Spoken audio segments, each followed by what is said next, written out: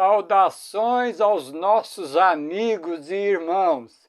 Sejam bem-vindos mais uma vez a este canal. O tema deste vídeo é sobre a raiz de toda maldade. Veremos quem é esta raiz e onde, como e quando começou a maldade. Este é o primeiro vídeo que faremos, e nós faremos isto em 3 vídeos sobre este tema, a raiz de toda maldade. Entendemos que a maldade tem um originador, ok? Porém, antes nós vamos dirigir a Deus em oração, rogando auxílio para a compreensão da Tua Palavra. Oremos. Senhor Deus e Pai, agradecemos ao Senhor por esta oportunidade e por ter manifestado o desejo no nosso coração de compartilhar a Tua Palavra com os amigos e irmãos. Oramos agradecidos, certo de que o Senhor nos ouve, porque nós o fazemos em nome do nosso Senhor e Salvador, Jesus Cristo. Muito bem, antes de nós irmos para os textos da Bíblia, nós vamos ler alguns textos dos testemunhos que vai nos ajudar na compreensão dos textos da Bíblia. Muito bem, o primeiro texto que nós vamos ler está contido neste livro, Patriarcas e Profetas, na página 33. Vamos ler. Patriarcas e Profetas, capítulo 1, página 33, que diz assim: O Pai operou por seu Filho na criação de todos os seres celestiais. Nele foram criadas todas as coisas, sejam tronos, sejam dominações, sejam principados, sejam potestades, tudo foi criado por ele e para ele. Portanto, esse texto está nos dizendo que o Pai criou por intermédio do seu Filho Jesus, ou seja, Jesus Cristo é o agente ativo na obra da criação. Também esse texto que está em Colossenses 1:16 está nos dizendo que os anjos foram seres criados por Jesus Cristo. Muito bem, nós vamos ler ainda agora este mesmo livro, porém na página 34, que diz assim, Patriarcas e Profetas, página 34, capítulo 1, que diz assim: Nenhuma nota discordante havia para deslustrar as harmonias celestiais. Portanto, nesta ocasião, não havia nada que causasse desarmonia nas coisas do céu. Tudo era perfeito em um determinado momento. Agora nós vamos ler um texto que vai nos dizer que houve uma mudança. O texto diz: sobreveio, porém, uma mudança neste estado de felicidade. Houve um ser que perverteu a liberdade que Deus concedera às suas criaturas. O pecado originou-se com aquele que, abaixo de Cristo, fora o mais honrado por Deus e o mais elevado em poder e glória entre os habitantes do céu. Lúcifer, filho da alva, era o primeiro dos querubins cobridores, santo e incontaminado. Então esse texto está nos esclarecendo que o momento no céu tudo estava em harmonia, porém houve uma mudança, ok? Um anjo chamado Lúcifer, fazendo uso da sua liberdade, aqui o texto disse que ele perverteu essa liberdade que Deus concedeu a ele, ok? E houve uma mudança no quadro do céu. Nós vamos ler ainda neste livro, agora, porém na página 36, que diz assim: deixando seu lugar, no caso Lúcifer, na presença imediata do Pai, Lúcifer saiu a difundir o espírito de descontentamento entre os anjos. Ele agia em misterioso segredo e durante algum tempo escondeu seu propósito real sob uma aparência de reverência para com Deus. Começou a insinuar dúvidas com respeito às leis que governam os seres celestiais, dando a entender que, conquanto pudessem as leis ser necessárias para os habitantes dos mundos, não necessitavam de tais restrições aos anjos mais elevados por natureza, pois que sua sabedoria era um guia suficiente. Portanto, Lúcifer saiu a fazer assim como que calúnia, como assim, a discordar do governo de Deus. E fez isto em silêncio, como que tentando esconder de Deus, ok?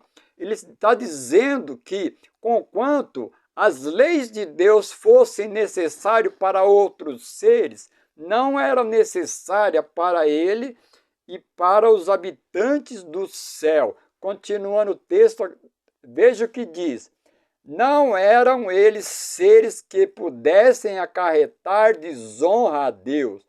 Todos os seus pensamentos eram santos. Não havia para eles maior possibilidade de errar do que para o próprio Deus. A exaltação do Filho de Deus, a igualdade com o Pai, foi representada como sendo uma injustiça a Lúcifer, o qual pretendia ser. Tinha também tinha também direito à reverência e à honra. Então nós entendemos que Lúcifer não concordou com as ordens do céu e começou a disseminar desconfiança e discórdia com relação ao governo de Deus e às suas leis. Nós vamos ler ainda mais um texto, agora na página 38 deste livro. Diz assim: com grande misericórdia, de acordo com seu caráter divino, Deus suportou longamente a Lúcifer. O espírito de descontentamento e desafeição nunca antes havia sido conhecido no céu. Era um elemento novo, estranho, misterioso e inexplicável.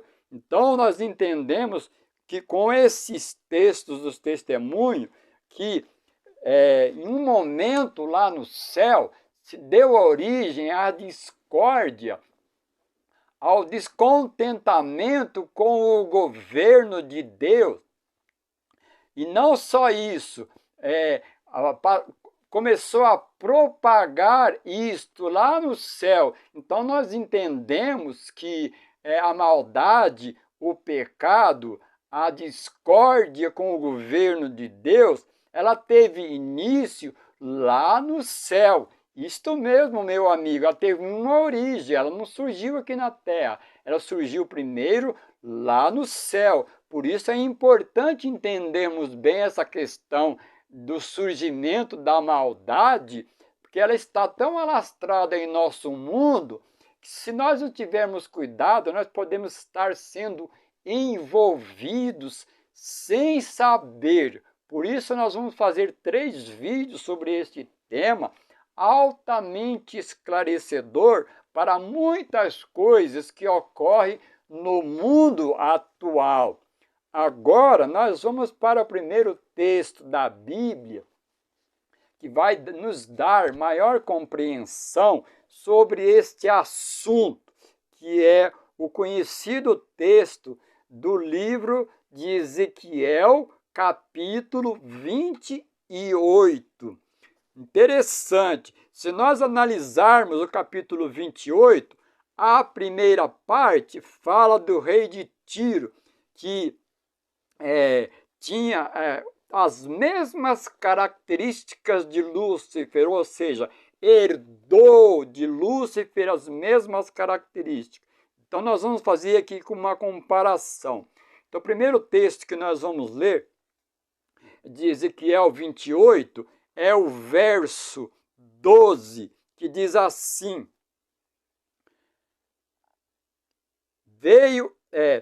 filho do homem, levanta uma lamentação contra o rei de Tiro e diz-lhe: assim diz o Senhor Deus. Então, aqui está nos dizendo sobre o rei de Tiro, mas nós vamos ver que não se trata do rei de Tiro.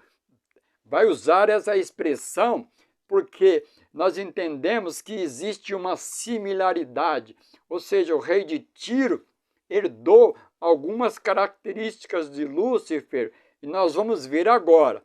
Então, na sequência do verso 12, veja o que diz: tu és o sinete da perfeição, cheio de sabedoria e formosura. Aqui está nos dizendo que ele era o sinete, ou seja, o parâmetro da perfeição entre os seres angelicais. Então ele era perfeito, sábio e formoso. 3 coisas: perfeito, sábio e formoso. Ok? Primeira característica. Agora nós vamos ler o verso 13, que diz assim: estavas no Éden, jardim de Deus. Então, o seu lugar de habitação era no céu, juntamente com Deus. Ok? Muito bem, agora nós vamos ler o verso 14. Diz assim: tu eras querubim da guarda ungido. Então, aqui está falando de um querubim. Nós vamos ver no próximo texto do próximo vídeo, que ele tinha um nome inicial, que é Lúcifer, que quer dizer anjo de luz. Ok? Muito bem. E nós vamos agora para o verso 15, que diz assim: perfeito era nos teus caminhos, desde o dia em que foste criado, até que se achou iniquidade em ti, ou pecado. Mais uma vez o texto está nos dizendo que ele era perfeito até o momento em que ele pecou. Outra coisa que o texto nos diz é que ele era um ser criado. Os anjos são seres criados, ok? E outra coisa que diz aqui, ó, até que se achou iniquidade ou pecado nesse anjo querubim. Também tem o título de Lúcifer. Ok? Então nós vimos aí que ele pecou. E se nós formos na Bíblia, nós vamos ver o que é pecado. Lá em 1 São João, capítulo 3 e o verso 4,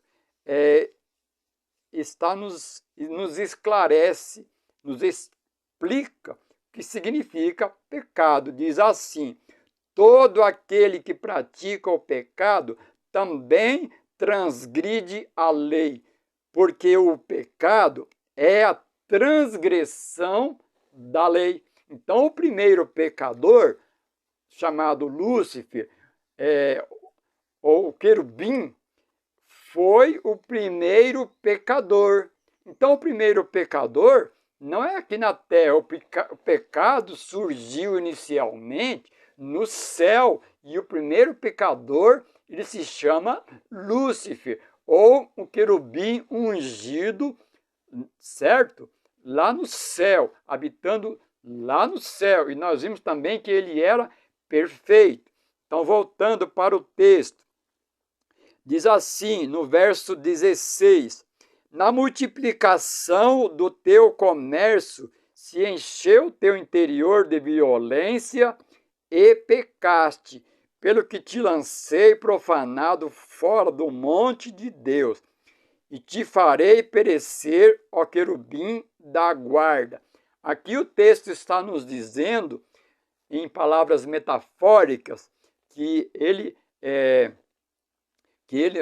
multiplicou o comércio. Não é o comércio literal. Quando a Bíblia, a palavra de Deus, usa esta expressão comércio, está nos dizendo, em outras palavras, que Lúcifer fez comércio com o nome de Deus. Ele saiu a propagar discórdia. E isso a Bíblia chama de comercializar o nome de Deus. Então, aqui vai um esclarecimento sobre essa questão de comercializar o nome de alguém. É falar de alguém para outro alguém. A Bíblia chama isso de comercializar, ou de fazer fofoca, ou fazer mexerico, ok? Falar de alguém para outro alguém. No caso, Lúcifer saiu a falar de Deus para os outros anjos, ok? E nisso causou também aqui como que uma aceitação dos anjos pela maneira sorrateira, pela maneira sutil com que ele fez com os demais anjos. Então ele saiu a comercializar o nome de Deus. No final do vídeo, nós vamos esclarecer um pouquinho mais essa questão de comercializar o nome de Deus, ok? Então nós vamos ler agora o verso 17, que diz assim, ó: elevou-se o teu coração por causa da tua formosura, corrompeste a tua sabedoria por causa do teu resplendor, lancei-te por terra, diante dos reis te pus, para que te contemple. Então, mais um termo aqui usado na Bíblia que diz assim: elevou-se o teu coração por causa da tua formosura, por causa da tua sabedoria se tornou corrompida e por causa do seu resplendor. Então entendemos pelo texto bíblico que Lúcifer se sentiu muito envaidecido, muito engrandecido pelo seu brilho, pela sua beleza física, pela sua sabedoria. E isso é um perigo muito grande ser sábio, né? Principalmente quando sabe aos próprios olhos. É muito perigoso quando nós temos muito poder, quando nós temos muita boniteza. Isso é um perigo para o ser humano, especialmente para o ser humano que mora em um mundo, no caso nós que moramos em um mundo de pecado. Isso é complicado para o ser humano. E nós entendemos que isso aí essa questão que existe no mundo, ela se originou já lá no céu, com alguém que era perfeito, que não tinha problema. Quando Jesus, que foi o Criador, que criou esse anjo querubim, ou usado o nome de Lúcifer, quando ele foi criado perfeito, ele não tinha problema, né, com relação à sua criação. Ok? Então nós vimos aí algumas coisas muito interessantes, meus amigos e irmãos. Existe muita informação nos textos, umas coisas muito interessantes, que nos traz explicações sobre as questões existentes no nosso mundo. Tanta confusão, tanta discórdia, tanta coisa ruim, tanta maldade existente no nosso mundo, irmão. Isso é amigos e irmãos, isso é visível, é muito claro, é fácil de enxergar isso. Nós enxergamos isso nas nossos vizinhos, nas famílias, no trabalho, em todo lugar nós vemos a maldade. Nós vimos nos noticiários as notícias desastrosas que surgem, que existe uma maldade no nosso mundo. E esses textos estão nos dizendo que teve uma origem, e uma origem em um lugar que não era para acontecer isto, ok? Então, ok, meus amigos e irmãos, então nós vamos ler um texto dos testemunhos que vai complementar esse estudo para que eu possa fazer uma breve análise final. E nós vamos aqui, mais um texto dos testemunhos. Deixa eu achar aqui. Aqui, achei. Diz assim, ó: há uma grande rebelião no universo terrestre. Então, o texto está nos dizendo que existe uma grande rebelião no universo terrestre. Uma pergunta: e não há um grande líder desta rebelião? Existe uma rebelião na Terra. Quando fala universo terrestre, está falando da Terra. Existe uma rebelião? Faz uma pergunta. Não existe um líder? Acaso Satanás não é a vida e a alma de toda espécie de rebelião que ele próprio instiga? Então, toda essa confusão que existe no nosso mundo, amigos e irmãos, existe um agente oculto, misterioso, escondido por trás de toda essa confusão, ok? Então existe um originador, alguém que deu início em uma situação que, conforme o texto que nós já lemos, uma situação inexplicável, que não teve motivo, não teve razão para que se originasse nesse ser. Então o texto está nos explicando que agora, trazendo para a Terra, acaso Satanás não é a vida, a alma de toda espécie de rebelião que ele próprio instiga? Não foi ele o primeiro apóstata que se afastou de Deus? Existe uma rebelião. É uma afirmação essa palavra. Lúcifer se revoltou, abandonou sua lealdade a Deus e faz guerra contra o governo divino. Cristo foi nomeado para sufocar esta rebelião. Ele faz deste mundo seu campo de batalha. Coloca-se como a cabeça da família humana. No caso, está falando de Cristo. Reveste sua divindade com a humanidade. Passa pelo terreno onde Adão caiu. Suporta todos os assaltos das tentações de Satanás, mas não cede uma única vez. Está em jogo a salvação de um mundo. Ele resiste ao arqui-enganador, falando de Cristo, no lugar do ser humano. ele precisa vencer como humano.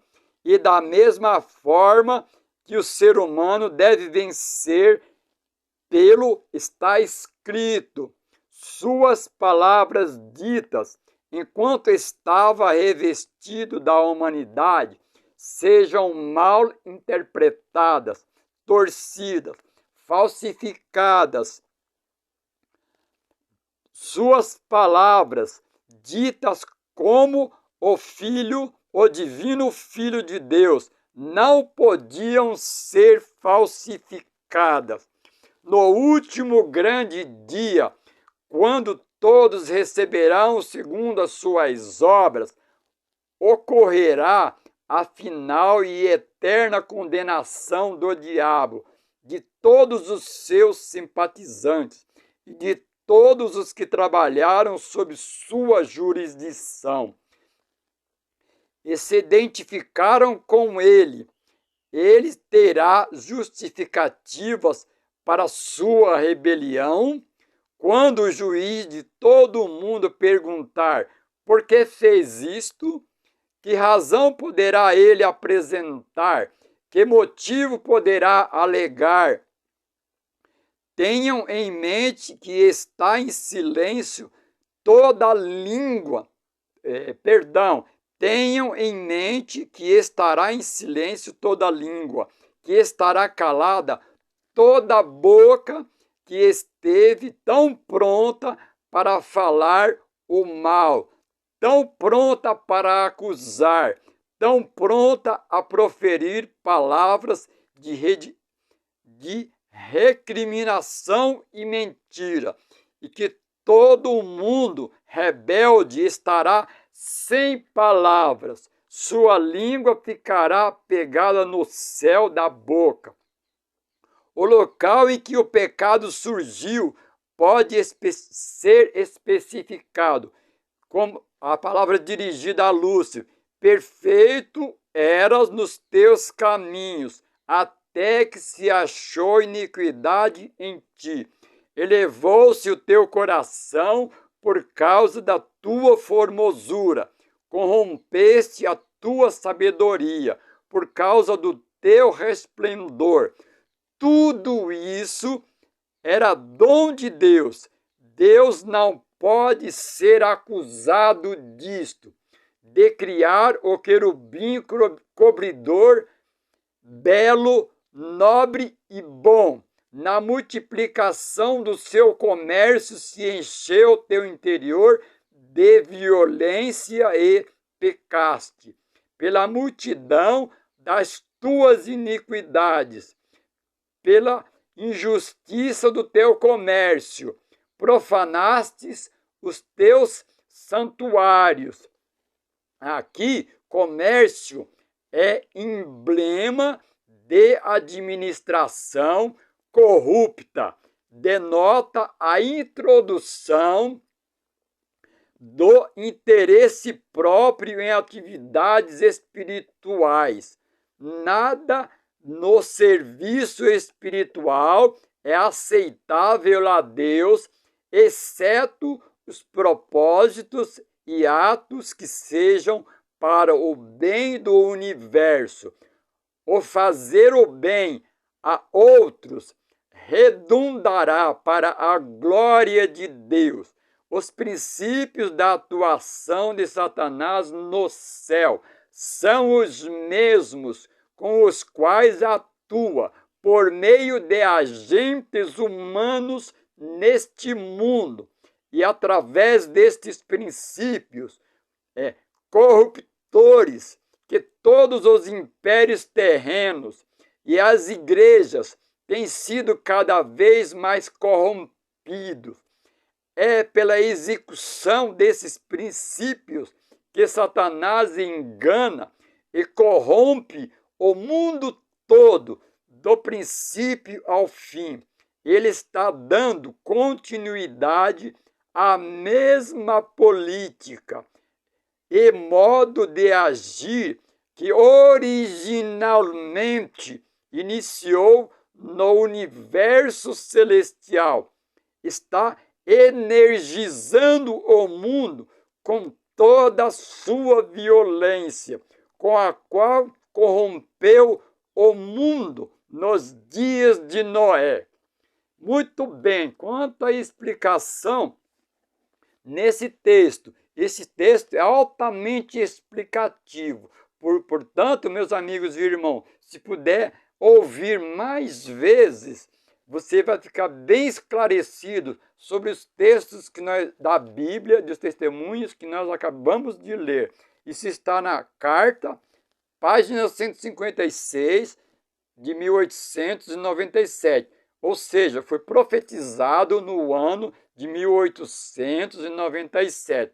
E a fonte original é carta, página 156, ok? Ok, meus amigos e irmãos? Então, nós vimos aí onde, quando e como e com quem surgiu a maldade. Então, teve um originador. E nós vamos comentar aqui brevemente essa questão do comércio. Porque hoje, no mundo que nós vivemos, se é possível ver nas mídias, toda espécie de mídia, como que assim, comércio com o nome de Deus.